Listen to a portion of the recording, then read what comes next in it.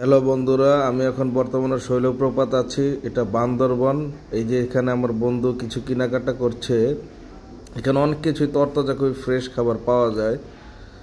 এই যে এখানে কাঠের জিনিস, এই যে জাম্বুরা, এই যে বিভিন্ন, এই যে এখানেও কিছু বাঁশের জিনিসপত্র আছে।